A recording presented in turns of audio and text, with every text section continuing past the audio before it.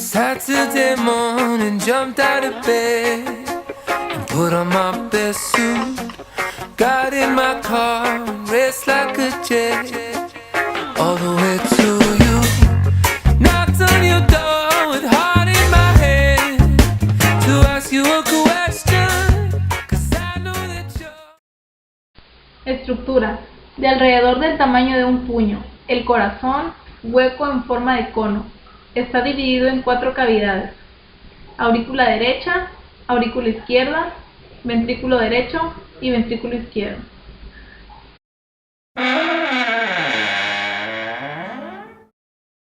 Las aurículas derecha e izquierda reciben sangre proveniente del sistema venoso, principalmente venas cava, senos coronario y venas pulmonares.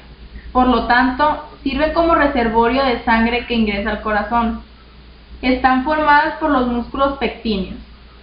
Los ventrículos bombean sangre hacia el sistema arterial. Sus paredes se encuentran formadas por los músculos papilares. Regulan el flujo sanguíneo mediante válvulas de 2 tipos: auriculoventriculares, que incluyen la válvula tricúspide formada por 3 válvulas localizadas en el orificio auriculoventricular derecho y la mitad por 2 válvulas. Semilunares, aórtica, en la salida del cono coronario del ventrículo izquierdo, y pulmonar en la salida del infundíbulo del ventrículo derecho. Los ventrículos se encuentran separados por un tabique interventricular, el cual evita la mezcla de la sangre de ambos lados del corazón. ¡Yeah!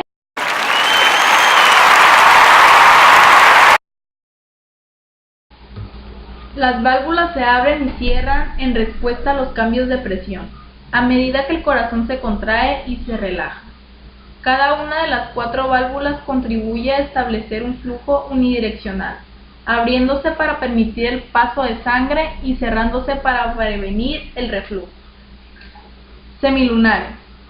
Se abren durante la contracción ventricular, lo que permite que entre sangre a las circulaciones pulmonar y sistémica. Durante la relajación ventricular, cuando la presión en las arterias es mayor que la presión de los ventrículos, las válvulas semilunares se cierran de golpe, lo que evita el flujo retrógrado de sangre hacia los ventrículos. Aurículo-ventricular. Su función es permitir el flujo desde las aurículas a los ventrículos y evitar el flujo retrógrado hacia las aurículas. Se unen a los músculos papilares mediante cuerdas tendinosas. El corazón bombea sangre desde 2 circuitos cerrados. Circulación sistémica, general o mayor. Circulación pulmonar. La sangre cuyo contenido de oxígeno ha quedado parcialmente agotado y cuyo contenido de dióxido de carbono ha aumentado, regresa a la aurícula derecha. Esta sangre a continuación entra en el ventrículo derecho, que bombea sangre hacia el tronco pulmonar y las arterias pulmonares, las cuales se ramifican para transportar sangre hacia los pulmones, donde ocurre el intercambio de gases.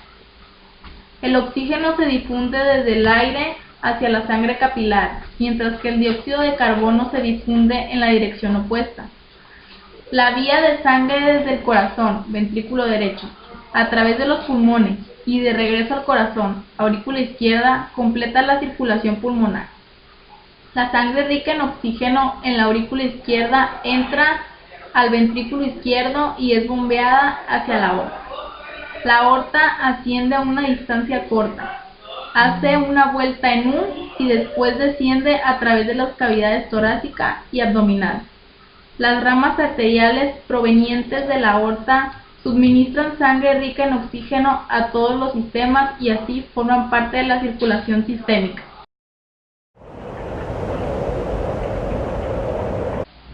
Capas del corazón. Pericardio o epicardio. Tapiza la cavidad pericárdica. Se continúa con el miocardio, la porción muscular que forma las paredes aurículas y ventrículos. La más profunda es el endocardio, el cual recubre las cámaras cardíacas.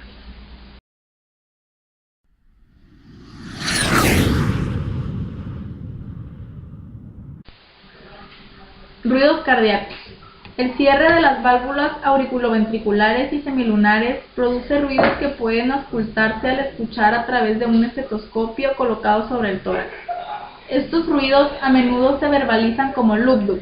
El loop o primer ruido se produce por el cierre de las válvulas auriculoventriculares durante la contracción isovolumétrica de los ventrículos. El dub o segundo ruido se produce por el cierre de las válvulas semilunares cuando la presión de los ventrículos cae por debajo de la presión de las arterias. Así, durante el primer ruido se ausculta cuando los ventrículos se contraen en la sístole y el segundo ruido cuando los ventrículos se relajan al principio de la diástole.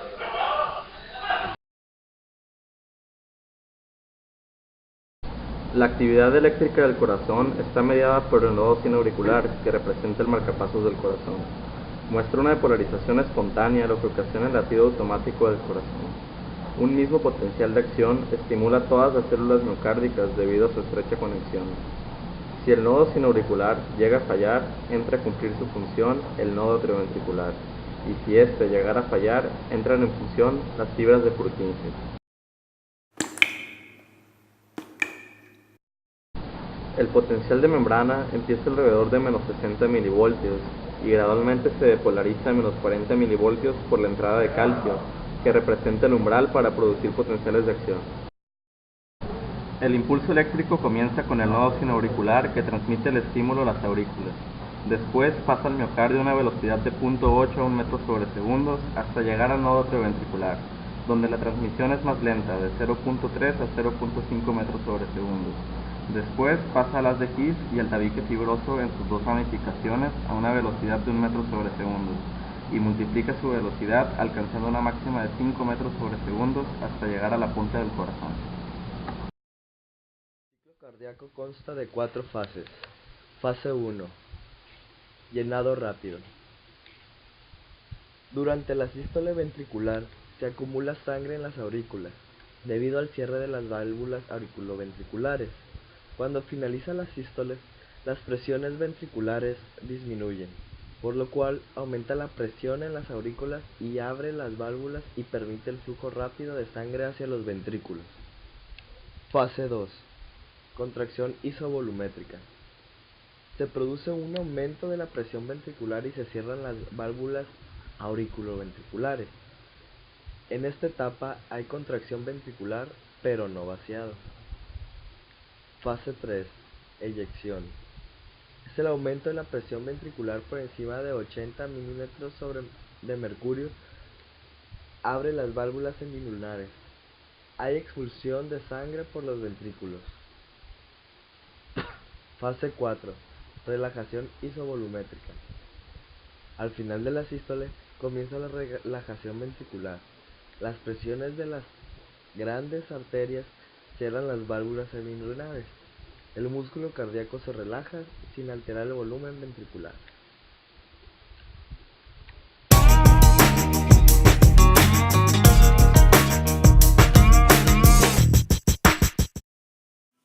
Electrocardiograma.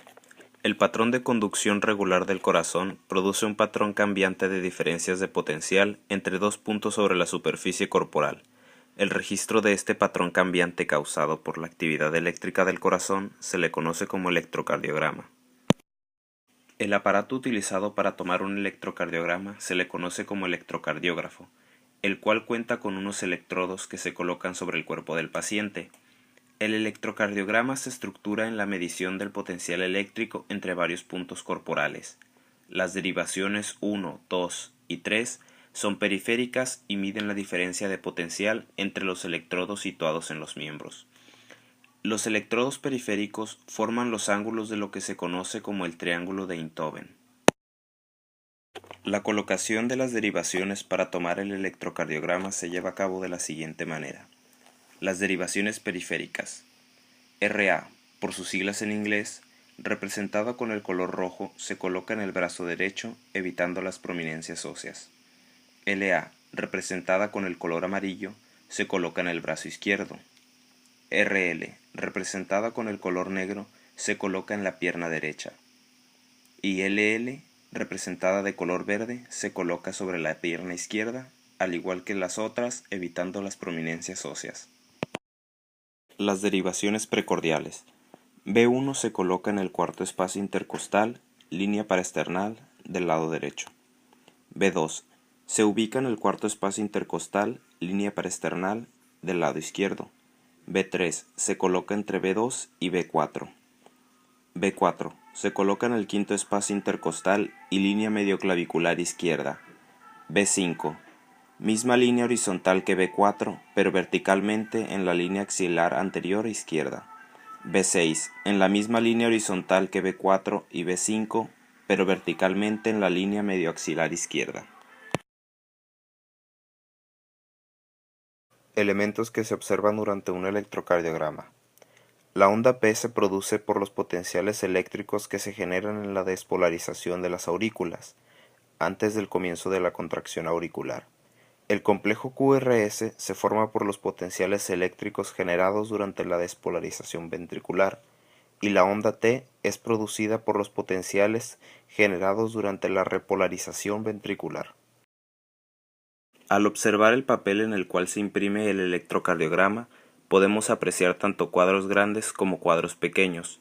Los cuadros pequeños tienen un valor en tiempo de 0.04 segundos y en voltaje de 0.1 milivolts, por lo cual al sumar 5 cuadros pequeños se formará uno grande, que en valor en tiempo tendrá 0.2 segundos y en valor eléctrico 0.5 milivolts. Eje eléctrico. El eje eléctrico lo calculamos mediante el electrocardiograma. Este eje indica la dirección del estímulo eléctrico a su paso por los ventrículos. Para calcularlo nos apoyamos en el complejo QRS. El eje se expresará en grados plasmado en el sistema hexaxial, donde para medir los grados se toma como referencia las derivaciones frontales, observando las derivaciones 1 y 3 del electrocardiograma para calcular el eje. Un eje cardíaco se considera normal cuando se encuentra entre -30 y 90 grados.